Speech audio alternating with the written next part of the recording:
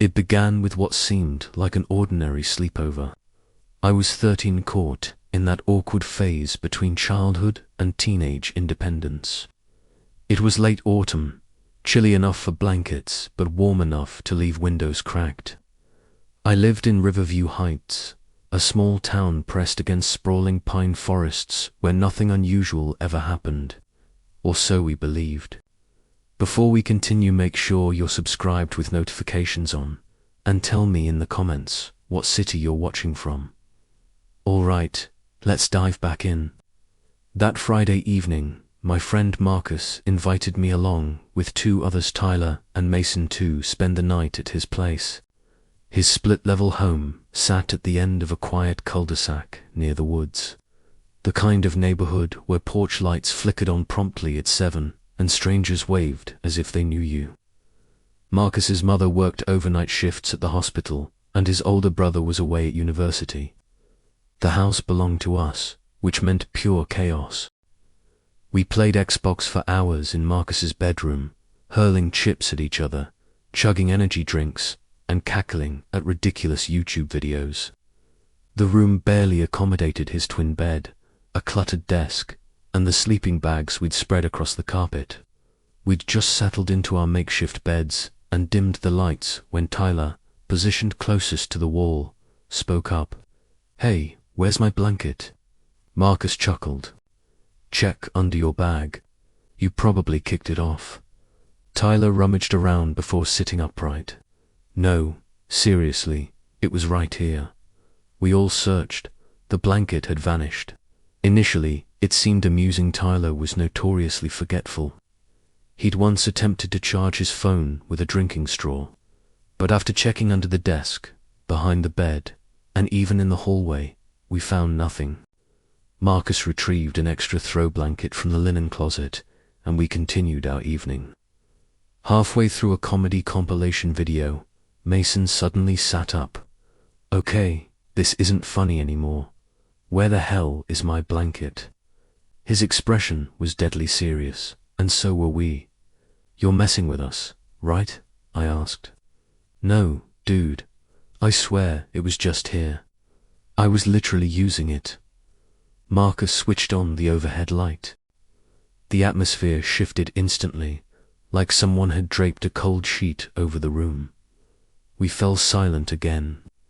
But what we found next would make the missing blanket seem like nothing. We searched more frantically this time. I even checked the laundry room and downstairs guest room. Still nothing. 2 blankets had disappeared from a locked house, from a locked room. Marcus's golden retriever, Luna, had entered the room all evening. She was presumably sleeping with her nose tucked under the living room couch as usual. So who the hell took the blankets? Mason demanded. "I don't like this," Tyler muttered. "This feels like some paranormal activity stuff." Marcus tried lightening the mood. "Come on, guys. It's probably just a prank. My brother's not that far away. He could have come home without announcing it." He called him voicemail. We attempted resuming our hangout, but laughter had evaporated. Eventually, we headed to the kitchen to heat pizza rolls. We were gone perhaps 20 minutes. When we returned, Mason went rigid. Nope, no fricking way. His entire sleeping bag had vanished. Not just the blanket, the whole thing. We stood frozen, staring at the empty floor space like it was a crime scene. None of it made sense. We'd all been upstairs together. No one heard footsteps. No one saw anything. Then I noticed something that made my blood run cold. A torn piece of grey fleece fabric peeked from beneath Marcus's bed. "Hey," I said. "There's something under there." I crouched and reached for it. The instant my fingers brushed the fabric, I heard rustling like someone shifting rapidly on plastic. My heart stopped. My body went ice cold. I leaned closer, expecting maybe to find the blanket wadded up under the frame, but there were eyes, human eyes, staring back at me from the darkness. I screamed, so did the others. We bolted from the room, shoving each other in pure panic. Marcus slammed the bedroom door and locked it. We stood gasping and trembling in the hallway. What the hell was that? Mason shouted. Who the hell was that? I thought that was your dog, Tyler yelled. Marcus, pale as death, shook his head. Luna's on the couch. She hasn't moved all night. I saw eyes, I said, trembling. Human eyes. Not an animal, human. We had no idea how much worse things were about to get. We refused to return to that room. We dragged our sleeping bags downstairs and camped in the living room with all the lights blazing. Luna curled beside us for the first time that night, but the way she kept looking toward the hallway made everything worse. Sleep was impossible. Not really. Around 3 in the morning, Luna stood and began growling, low guttural, her hackles raised. She stared toward the dark hallway leading back to the bedrooms. Then she barked loudly and sharply. Something creaked. Floorboards, maybe. I remember Marcus whispering, "Someone's in the house."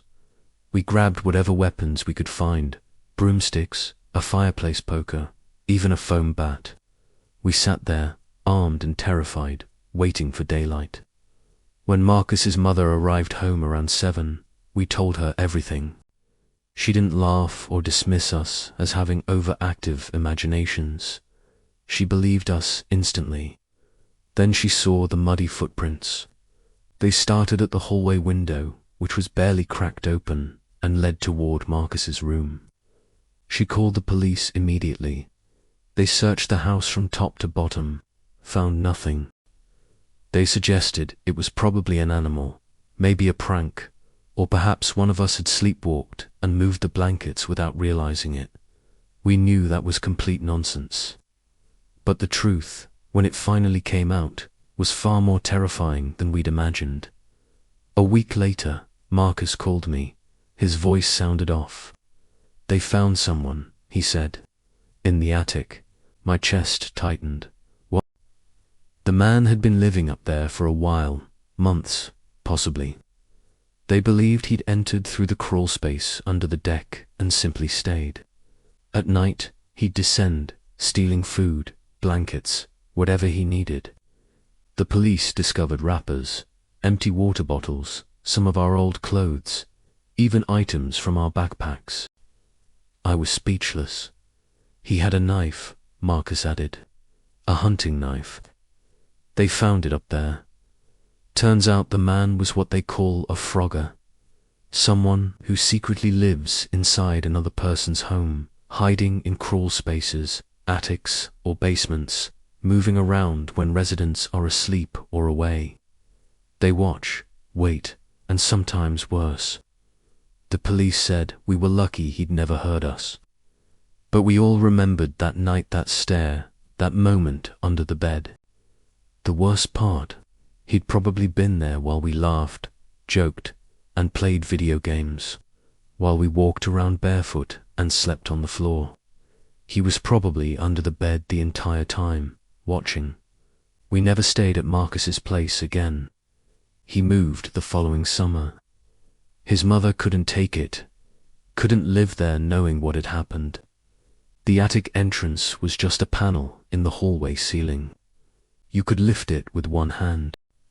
When I think about that night, I don't remember the jokes, or the pizza rolls, or the games. I remember the sound of breathing right behind the wall, and the eyes in the dark. I never used to be the paranoid one. That was always Jordan, or maybe Chris, when he fell down those late night YouTube rabbit holes about break-ins or cartel kidnappings. Me. I was the one who told everyone to calm down, that the world wasn't that crazy, that most people weren't monsters, that things like that didn't just happen. That was before last summer, before the night we all stopped being kids. It started like any other sleepover we'd hosted since middle school, a tradition, really. Every summer we'd crash at someone's house, stay up all night with junk food, horror movies, and stupid games like Would You Rather Fight a Bear for $1 million.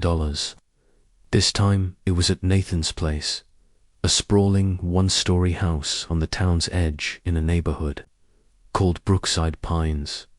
It sounded fancier than it actually was, mostly quiet families, a few retirees, the kind of place where kids rode bikes at dusk, and everyone waved, even if they didn't know your name. Nathan's parents were the type who bought bulk snacks from Costco and left us alone as long as we did undirect the place.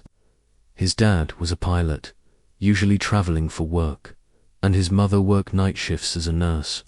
That Friday, she left around 6:30, reminding us not to stay up too late with a wink because she knew we would anyway. But before the night was over, we'd wish we'd never ignored her warning. 5 of us gathered that night. Me, Isaiah, Nathan obviously, Jordan, Chris, and Kyle. We were all 17, seniors now. And there was this unspoken awareness that this might be one of our last real sleepovers before college, jobs, or whatever else adulthood had waiting. It felt normal, comfortable, familiar, till it wasn't. We started lazily, pizza, energy drinks, several rounds of Mortal Kombat. Then The Conjuring on Nathan's massive TV. Around 10, someone suggested flashlight tag outside, but we voted against it. Too humid, too many bugs. Besides, it was one of those nights where even the air felt oppressive, no breeze. Just heat pressing against the windows like it wanted inside. Around 11:15, the doorbell rang. Nathan looked confused. "You guys expecting anyone?" We weren't. He checked the peephole, then cracked the door. "Oh, it's just Owen, my cousin." None of us really knew Owen. I'd seen him once, maybe twice over the years. He was a couple years older than Ustawenti, perhaps. Always had this half-sleepy, half-smirking expression that made it impossible to tell whether he was bored or silently judging you. "Yo," Owen said casually, sliding into the living room like he owned the place. "Heard you all had pizza." Nathan laughed awkwardly. "Yeah, we saved a few slices." Owen didn't ask permission. He just grabbed a paper plate and started stacking slices while we awkwardly paused the movie. He wasn't rude exactly, but it was clear he wasn't there to hang out with us either. Chris whispered to me, "This guy gives me weird vibes." I shrugged. "He's just older. Probably high or something." Owen didn't linger long, maybe 40 minutes. He devoured half the leftovers, scrolled on his phone, mentioned something about meeting up with people later, and left. Nathan didn't seem bothered. He said Owen sometimes crashed there when things were rough at home. His parents were out of town, and he had a key. It seemed weird, sure, but not red flag weird. Not yet. What happened next would shatter everything we thought we knew about trust. We finally settled down around midnight. Nathan pulled out sleeping bags and couch cushions, spreading them across the living room. It was dim, just the kitchen light left on in the background, so we weren't in total darkness. Everyone was half asleep, tossing out dumb jokes, trying to make someone snort laugh before we drifted off. Sometime around 1:20, I stirred. Not from a nightmare, from a sound. A soft click thump, like the sliding glass door in the kitchen being opened. I blinked in the darkness, heart thudding. At first, I told myself it was Nathan getting a snack. But then I rolled over and saw him curled in his sleeping bag next to the couch, still as stone, deep asleep. That's when I heard voices, low, muffled, 2 of them. Then the lights snapped on, and time stopped. There were 2 men, both wearing black ski masks. One held a gun, the kind that looked cold, real, and heavy, not like prop weapons in movies. He pointed it directly at us and shouted, "Get up. Don't move. Hands where I can see them." I froze. My body responded before my brain could process arms, jerking upward, heart exploding inside my chest. I remember Nathan sitting up, groggy and confused, Chris gasping, Kyle whispering, "Oh my God," over and over. The second guy carried a duffel bag. He started barking orders. Phones, wallets, watches, everything in the middle. Now, we obeyed, not because we were brave, but because that gun was aimed at us. And the guy holding it looked like he'd pulled a trigger before. Jordan dropped his phone too quickly, and it clattered across the hardwood. The masked man swore and aimed the gun at him. "You think this is funny? Do it again, and I swear." No, I'm sorry," Jordan stammered. He was shaking. We all were. The second guy rifled through Kyle's backpack, dumping everything out. He even pocketed a half-used cologne bottle. It was chaotic, violent, in a quiet, controlled way, like they'd done this before. Then something happened that made my blood run even colder. The guy with the gun turned slightly, just a glance, and Nathan looked back, not panicked, not scared, calm. They made eye contact for a fraction of a second, but it was enough. I didn't say anything at first. I told myself I'd imagined it, but then I noticed something else. They weren't even touching Nathan's stuff. His phone remained on the couch arm, his wallet half visible in his backpack untouched. Even his expensive Jordans by the door, they didn't go near them. I didn't know what to think until the guy with the duffel suddenly fired a shot into the ceiling. The blast was deafening. Plaster rained down in a cloud. Jordan screamed. Chris curled into a ball. Kyle sat paralyzed. And Nathan flinched a second too late, like he knew it was coming. "Shut up," the masked man bellowed. "Next one won't miss." They finished grabbing our belongings, phones, chargers, a Nintendo Switch, even some Bluetooth speakers, then bolted out the door and disappeared into the night. For a long time, we just sat there, breathing, listening, waiting for another shot. But it never came. The truth was about to tear our friendship apart forever. We didn't call the cops. Not right away. We called our parents. They showed up furious and terrified, demanding answers. Nathan tried acting shocked, saying he had no idea who they were, that they must have broken in, that we were lucky to be alive. But we weren't buying it. Not after what we saw. Not after what we started piecing together. "Your cousin was here earlier," Chris said slowly. Then suddenly masked guys show up. "That's a hell of a coincidence." Nathan denied everything. "Screw you, man. You think I'd set us up." But he was sweating. Not scared, sweating. Guilty, sweating. Jordan pointed at the untouched Jordans. "Why didn't they take those? They're worth more than my whole backpack." Kyle said nothing, just stared at Nathan like he'd never seen him before. And I finally asked the question no one else dared to. "Did you know?" Nathan didn't answer. That silence was louder than any gunshot. Later that week, we discovered Owen had a criminal record.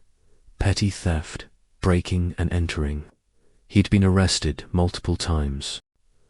Police were never formally involved with what happened to us. Our parents didn't want us dragged into legal drama. They made excuses, said the guys must have just gotten lucky, that maybe Owen wasn't involved. But we knew better. We never heard from Nathan again. He switched schools 2 months later, moved in with relatives across the state. Sometimes I still wake up at 1:20 in the morning, still hear that door sliding open, still feel that gun pointed at my chest. But what haunts me more than the fear is the betrayal. It wasn't just a robbery. It was a choice made by someone we trusted, someone we laughed with, played video games with, grew up with. The worst kind of monster isn't the one who breaks into your home.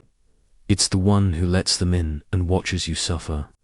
The camera never lies. It started with a sleepover. Nothing strange, just for girls, an old house, and a borrowed camera. But things like this don't stay simple. Not when something's watching from the shadows. Not when it's already in the frame before anyone realizes no one opened the door. I was 13 when it happened. The kind of 13 where you still call your parents mummy when you're scared, but you're trying really hard not to. My best friend at the time, Sarah Rhodes, invited me and 2 other girls, Megan and Lily, for a sleepover at her place one Friday night. It was one of those big old houses on the edge of a tiny town called Ashmill, the kind that creaks like it's stretching in its sleep. Her family had moved there the year before from somewhere upstate, and we all thought it was cool she had the whole attic to herself. No one else we knew had that. The attic was weird, yeah, but not in a bad way. It had slanted ceilings and old wood floors that groaned when you walked, plus one of those tiny circular windows at the far end. It was always a little cold up there, no matter the season. But Sarah had covered the floor in sleeping bags and pillows, strung up fairy lights, and brought up an old box TV with a DVD player to make it feel more like a teen hangout than a dusty storage space. We'd been there before, played Truth or Dare, whispered about crushes, prank-called boys we didn't even like. But this night felt different, and I still don't know if that's because of what happened, or if something in me already knew something was wrong from the moment I stepped through their front door. Sarah's mum made us pizza from scratch, and her dad had gone out of town for work, so we had the place mostly to ourselves. She had an older brother, Jake, but he was at a friend's house. Just us girls, the attic, and a few hours to kill. Sarah was always finding weird stuff in that house. A few weeks earlier, she'd found a stash of old letters in the crawl space tucked inside one of those music boxes with the spinning ballerina, except the ballerina had no head. That kind of house.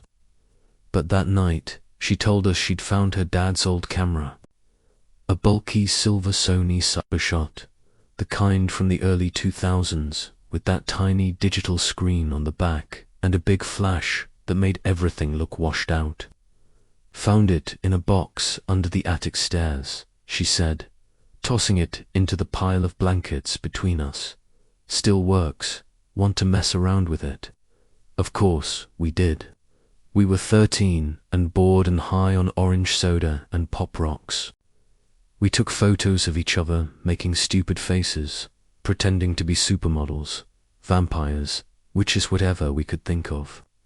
The flash was ridiculous, overexposing everything so badly it looked like we were glowing ghosts. That just made it more fun.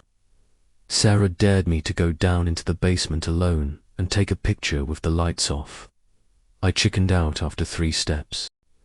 Megan and Lily came with me instead, and we snapped a few blurry photos by the old washing machine, then ran screaming when we heard a thump from upstairs. We assumed it was the pipes or the cats. Sarah's family had this old grey cat named Buttons who moved like smoke. We laughed it off, ran back upstairs, and sprawled out in the attic again. But later, when we looked at those photos, we realized we weren't alone. Around midnight, we were all huddled in sleeping bags when Sarah started flipping through the photos on the camera. We crowded around her to laugh at our dumb poses, pointing and teasing each other like always, until she stopped. She didn't say anything at first, just frowned, tapped back one photo, then forward again. "Wait," she said. "Who's that? What do you mean?" Lily leaned over her shoulder. "That's us, in the living room." "Yeah, but look." Sarah tilted the camera toward us. It was a picture of me, Megan, and Lily pretending to levitate in front of the couch, arms raised, mouths open like we were casting spells. But behind us, just past the hallway entrance, there was a figure, tall, male, pale face, dark clothes, just standing there. "I don't remember anyone being behind us," Megan said slowly. "We were alone, right?" I felt my mouth go dry. Maybe it's Jake. Maybe he came home early. "No," Sarah whispered. "He texted me an hour ago. He's staying over. She tapped the button again. In the next photo, the man was closer. Standing in the kitchen doorway now, just barely behind Megan's shoulder. His face was still expressionless, just blank, but his eyes were fixed right on the camera. Lily gasped and yanked her sleeping bag up to her chin. This is some kind of prank, right? Like you edited these or something. It's a digital camera, I said. You can't just Photoshop stuff like that. Not on the camera itself. Sarah's hand started shaking as she scrolled again. Another picture. Me and Lily on the floor, pretending to wrestle. Megan throwing a pillow at us. And him. He was just a few feet behind me now. His hand was reaching out, his fingers maybe an inch from my shoulder. I felt bile rise in my throat. He was that close, I whispered. How did we not see him? We would have heard him, Sarah said, voice trembling. He was right behind you. The panic didn't hit all at once. It was like the room slowly got heavier. The panic didn't hit all at once. It was like the room slowly got heavier. Our brains were trying to make it not real. But there was nothing fuzzy about those pictures. He was there. He had been there. I'm getting Mum, Lily said, bolting up. No, Sarah grabbed her arm. They're going to say it's fake or something. Just let's check the house right now. That's when I knew she was scared. Sarah never wanted to check things herself. She always sent her brother to the basement when we watched scary movies. But she grabbed a broom and started leading the way down the stairs. We turned on every single light in the house, looked under beds, behind shower curtains, even in the garage. The back door was locked. All the windows were locked. No way he just got in and out without us noticing, Megan whispered. No way. Eventually, we woke Sarah's mum. She looked alarmed when she saw our faces, and even more so when we showed her the photos. She didn't say much. Her eyes just darted across the screen, her lips pressed thin.